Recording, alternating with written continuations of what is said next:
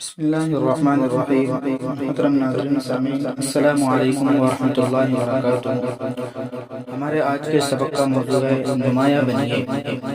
آپ نے مشاہدہ کیا ہوگا کہ بعض اوقات محفل میں بحث و مباحثہ کرنے والے دو آدمیوں کی گفتگو لڑائی جھگڑے اور مخاصمت پر منتبج ہوتی ہے، جبکہ دیگر دو افراد گفتگو کریں تو اس کا اختتام خیر سگالی اور ہمدردی کے جذبات پر ہوتا ہے۔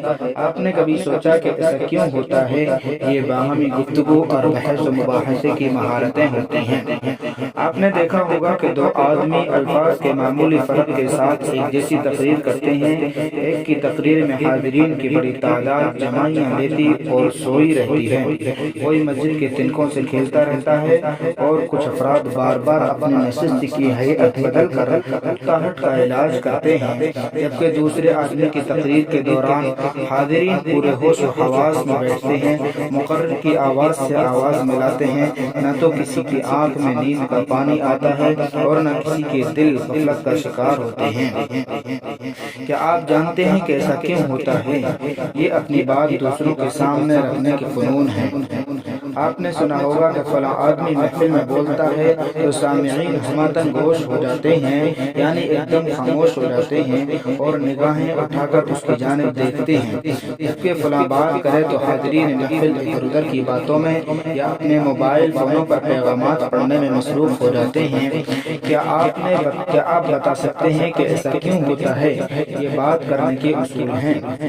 اسکول کی راہداریوں میں چلتے ہوئے ایک استاد کو طلباء گھیرے رکھتے ہیں، کوئی مصافحے کے لیے اشتیاق سے ہاتھ بڑھا رہا ہے تو کوئی مشورہ طلب کر رہا ہے اور کوئی استاد کے سامنے اپنا مسئلہ پیش کر رہا ہے۔ یہ استاد اپنے دفتر میں بیٹھتا ہے تو چند ثانیوں میں اس کا کمرہ طلباء سے کھچا کھچ بھر جاتا ہے، ہر ایک اس کی صحبت اختیار کرنا چاہتا ہے۔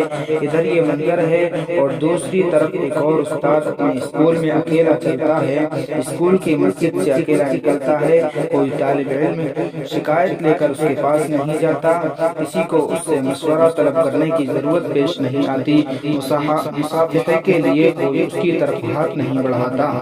کیا آپ کو خبر ہے کہ ایسا کیوں ہوتا ہے؟ یہ لوگوں سے معاملہ کرنے کے ضوابط ہیں۔ ایک آدمی محفل میں آتا ہے تو سب اسے دیکھ کر، اس سے مل کر اور اسے اپنے قریب پا کر خوش ہوتے ہیں اور بے حد گرم جوشی کا مظاہرہ کرتے ہیں، ہر کوئی اس کے پہلو میں نشست چاہتا ہے۔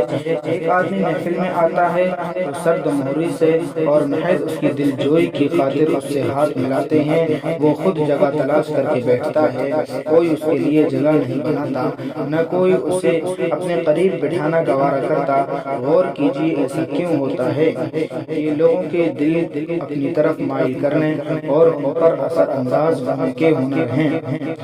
باپ گھر آتا ہے تو بچے اسے دیکھ کر باغ باغ ہو جاتے ہیں، دیوانوں کی طرح اس کی طرف لپکتے ہیں، اور ایک دوسرا باپ گھر آتا ہے تو اس کے بچے اس کی طرف التفات نہیں کرتے، وہ یوں سہم جاتے ہیں جیسے انہیں سانپ سونگھ گیا ہو۔ باپ اندر تو بچے باہر ہیں، باپ باہر تو بچے اندر ہیں، اس وجہ سے گھر کا ماحول گھٹن زدہ رہتا ہے، بیوی الگ سولی پر ٹنگی ہوتی ہے۔ جانے ایسا کیوں ہوتا ہے؟ دراصل یہ اپنے بچوں کے ساتھ برتاؤ کی مہارتیں ہیں۔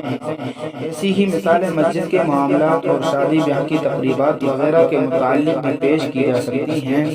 جس طرح دوسروں کے ساتھ برتاؤ کے سلسلے میں لوگوں کی قابلیتیں اور صلاحیتیں گوناگوں ہوتی ہیں، اسی طرح دوسرے بھی لوگوں سے معاملہ کرنے اور انہیں اہمیت دینے میں کم و بیش ہوتے ہیں۔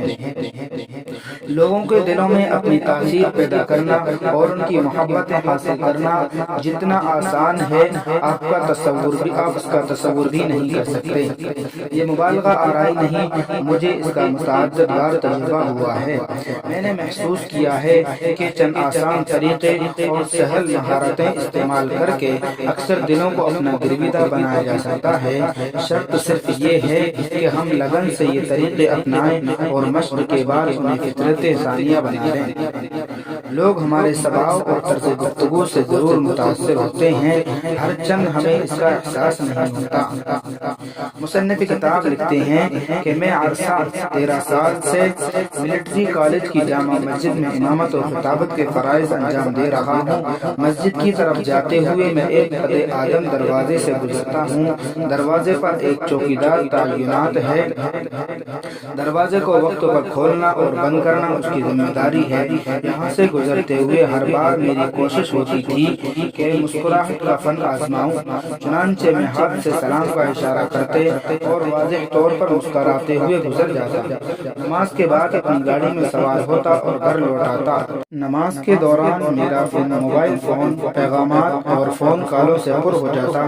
گاڑی میں بیٹھ کر میں پیغامات پڑھنے میں مشغول ہو جاتا، اس لیے واپسی پر میں سلام کیے بغیر اور مسکرائے بغیر گزر جایا کرتا۔ ایک دن میں مسجد سے باہر آ رہا تھا کہ چوکیدار نے مجھے روک لیا۔ میں ہکا بکا رہ گیا۔ اس نے پوچھا، یا شیخ کیا آپ مجھ سے خفا ہیں؟ میں بولا کیوں؟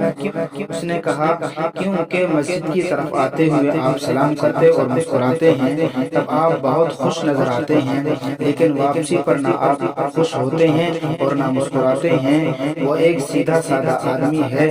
وہ بیچارہ قسمیں کھانے لگا کہ اسے مجھ سے محبت ہے اور مجھے دیکھ کر وہ خوش ہوتا ہے۔ میں نے اس سے معذرت کی اور اپنی اس غفلت کا سبب بتایا، تب جا کر اسے کہیں اطمینان ہوا۔